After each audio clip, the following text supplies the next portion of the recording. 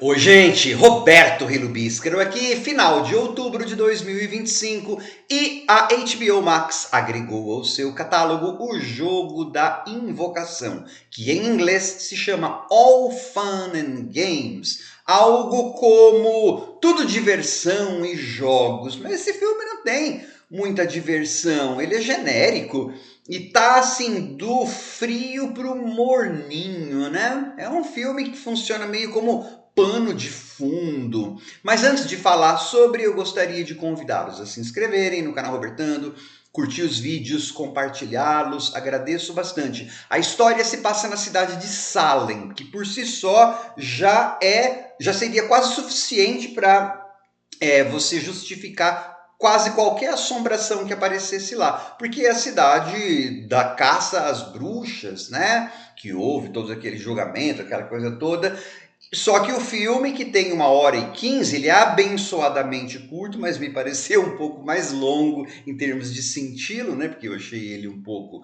fraco. Mas assim, não dá para negar que eles construíram uma mitologia, não original, mas bem construída. Só que ela é dada em um monólogo expositivo de uns 5 minutos em um filme que é tão curtinho assim. Nossa, a personagem lá, a entidade, conta toda a história, né? Sem contar que antes tinha havido alguns flashbacks também. E esse filme, além disso, ele começa do fim. A gente já sabe o que vai acontecer com o garoto, lá com o adolescente e tal. Quando você, depois do final do filme, então, olha em retrospecto, e é um filme em que quase não tem tensão, porque ele é bastante genérico e você não consegue se apegar às personagens, porque não tem, elas não são muito bem construídas, elas são apagadas e não muito gostáveis e ou não existentes, né, em termos de características. Aí você fala assim, nossa, nem assim aquela história de como será que vai terminar essa história eu tive, nem essa curiosidade, porque a gente já tem isso satisfeito no começo do filme. Mas é assim, nessa casa que é numa floresta, aquela história, né?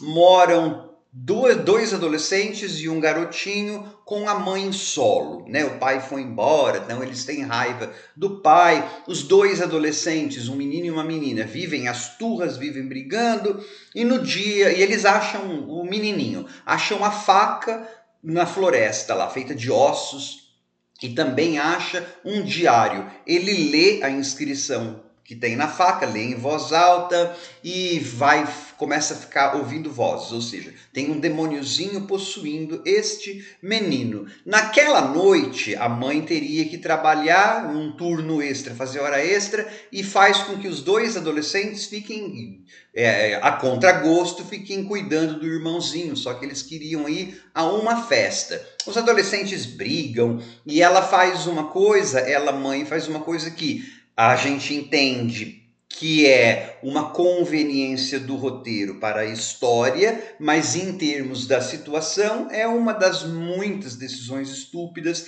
que as personagens nesse filme tomam em apenas 1h e pouco de narrativa. Ela confisca os celulares dos dois adolescentes porque eles brigaram. Se isso, elas vão tomar conta de uma criança numa casa que é isolada e não vão poder se comunicar com ninguém, né? Depois, outros celulares são confiscados dos amigos. Aí sim, de uma forma mais orgânica, mais inteligente, assim, né? Pois bem, esses ficam aí, os dois adolescentes com esse menininho, e lembra, o menininho está ouvindo vozes, ele está sendo possuído por esse demôniozinho que gosta de fazer brincadeiras. Só que essas brincadeiras são as regras do filme, né?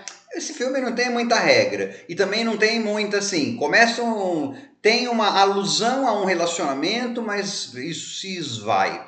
Mesma coisa das regras. Se não jogar os jogos, as pessoas morrem. Mas se joga os jogos, as pessoas também morrem. Então, o que é? Qual que é, né?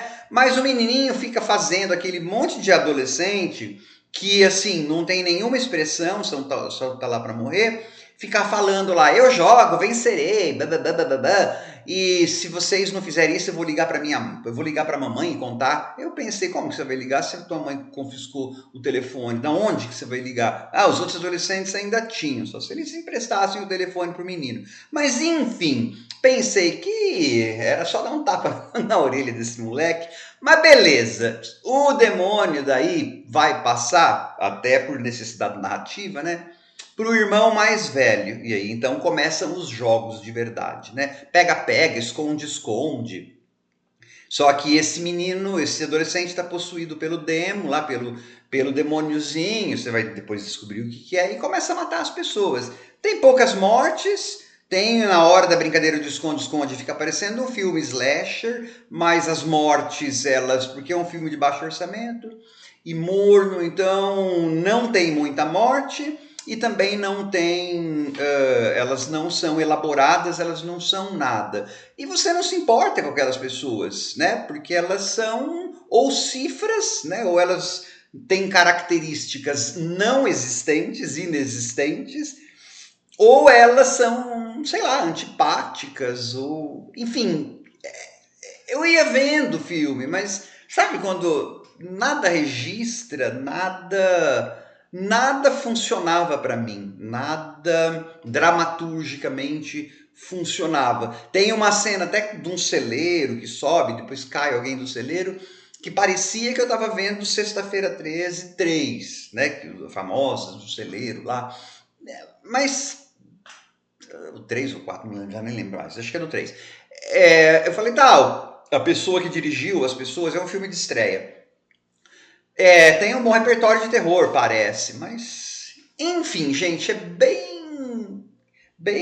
nadinho o filme, assim, para passar roupa e olha, prestando mais atenção na própria roupa difícil de passar, roupa que queima fácil, você fica prestando atenção. Não achei nada demais esse jogo da invocação, né? Porque ele é muito. Tem uma ideia legal ali, daria um filme bem bacana, mas a ideia não foi bem aproveitada, não. Tchau.